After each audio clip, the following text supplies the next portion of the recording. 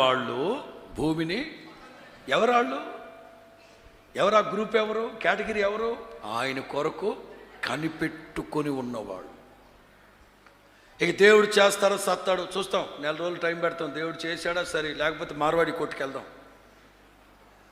ఒక వారం రోజులు ఎదురు చూద్దాం. దేవుడు చేశాడా సరే, లేకపోతే ఎక్కడికి వెళ్దాం?